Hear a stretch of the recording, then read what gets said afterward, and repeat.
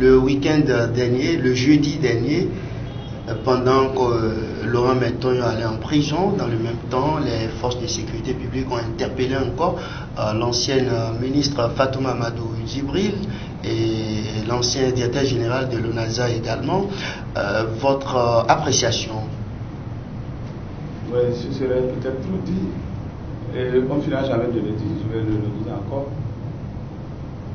Ce n'est seulement pas ce seul dossier. Ce seul dossier qui se trouve sur la table du chef de l'État. Il faut interpeller. Les audits ont été menés. Il faut sortir les audits. Il reste des personnes encore interpellées. On n'a pas fini de sortir les audits. Le dossier de l'Assemblée est là. Il faut sortir ça pour qu'on va faire dans ce qui s'est passé. Mais jusque-là, ceux qui sont aux alentours immédiats du chef de l'État ne sont pas encore touchés. Comment toucher? Oui. Tous ceux qui entourent le chef de l'État aujourd'hui, il y a ceux-là qui ont eu à gérer des affaires dans ce pays. Mais je prends par exemple le PPA. Le PPA 2, c'est tellement mieux. La justice a fait son travail, hein. Il n'y a pas de souci là. L'histoire, il n'y a qu'à ça qui est dedans. Il n'y a qu'à ça qui est dedans. Il est avec le président de la République. Le dossier est allé à la justice. Non-lieu. L'affaire est placée, la justice a fait son travail. Charles-Janvier Soso, au niveau du recouvrement, comment ça se passe? Est-ce que c'est facile pour vous aujourd'hui de mobiliser les ressources pour l'État? Merci encore une fois, Monsieur Badarou. Il n'est pas facile, en toute sincérité, de recouvrir les impôts dans ce pays. Il y a un travail qui se fait. Je pense du moins au niveau des radios. La direction passe des émissions sur 2 radios de la passe, à ma connaissance. Mais je prie que cela s'accentue et que si c'était une fois par semaine, que ces émissions-là passent à 3, pourquoi pas à 4, pour qu'on puisse informer la population et qu'elle puisse volontairement payer ses impôts pour que le pays se développe. Sur ce point, par exemple, je proposerais que les préfets, avec les maires, se voient pour qu'ils prennent des arrêtés pour demander à chaque citoyen béninois d'avoir sur son portail son nom et prénom et son numéro de téléphone, comme nous les avons déjà sur nos pièces d'identité. Cela faciliterait la tâche aux agents sur le terrain pour le recouvrement des impôts. Nous sommes au Bénin après tout, hein, par rapport à cette proposition. Cela n'entache rien, monsieur le journaliste, que vous mettez devant votre maison, monsieur Badarou, et qu'on dise que voilà, c'est tel votre impôt annuel. Qu'est-ce que ça fait? Le Béninois est capable d'enlever l'identification lors des... comment dirais-je, quand ces agents vont vouloir faire la vérification. Non, une fois que vous êtes enrôlé, vous êtes mis en machine à votre IFU. Avec votre IFU. Et quand vous vendez une maison, allez faire la mutation. Sinon, ça va venir en votre nom. Ça va venir au nom de l'ancien propriétaire, alors que vous êtes le nouveau propriétaire. Là, vous devez. Il faut toujours demander le quitus fiscal.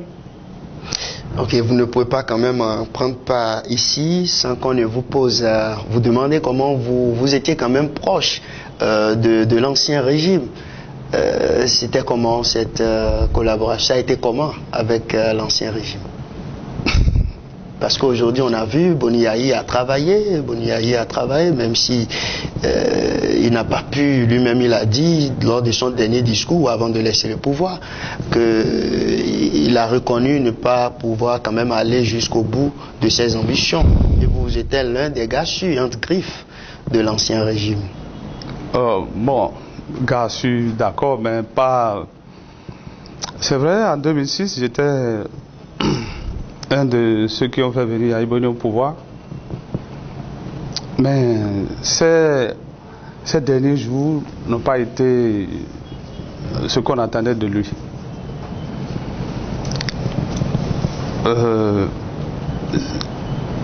Pour l'élection présidentielle de 2016, j'allais dire, Le président Yahya Boni a commis une grave erreur d'aller chercher quelqu'un, si je dis quelqu'un, excusez-moi du peu, Lionel Zissou, béninois comme moi, à venir le positionner comme candidat à l'élection présidentielle de 2016. Mais dans son entourage immédiat, il n'a pas pu trouver quelqu'un pour se présenter à cette élection présidentielle-là. Le jour où j'ai appris que le président Talon, en son temps, avait fait une conférence de presse avec Golf, je pense à Paris. À Paris, Rachid Odio et Malik Gourma. Voilà, tout à fait.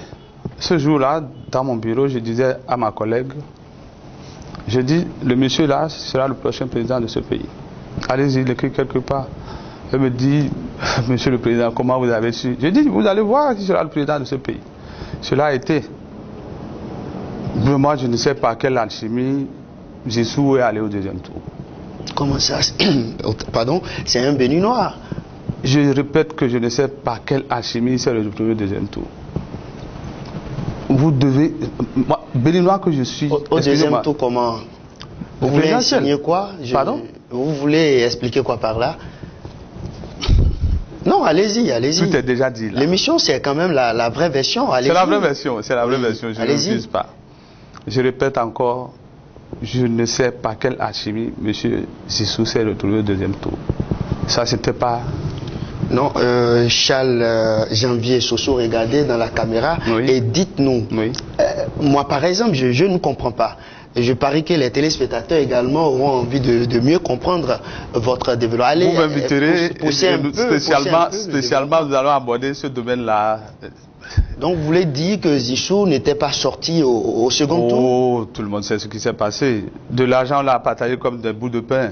Non, non, vous n'avez pas les preuves de tout ce que vous dites, monsieur Soso. En son temps, on en parlera. Non, allez-y, vous avez le temps. Vous avez le temps pour en parler, on a envie de comprendre. Je vous en prie, la manière dont ce pays a été dirigé à la fin, sincèrement, je ne m'y attendais pas sous Yahya Boni. Donc pour vous répéter, lors des élections de 2011, Zissou n'était pas sorti au second tour. Je répète que Zissou n'était pas le deuxième sur cette élection présidentielle. Vous étiez à l'époque membre de la Sénat ou de la Cour constitutionnelle? Oh. Comme je le disais tantôt, spécialement nous allons faire une émission sur celle-là. Vous m'invitez prochainement pour ça et je vais vous donner je vais vous parler beaucoup. Merci beaucoup, monsieur Charles Janvier Soso. Mesdames et messieurs, ce sera donc tout pour la vraie version de ce jour. Merci à vous et à dimanche prochain. Au revoir.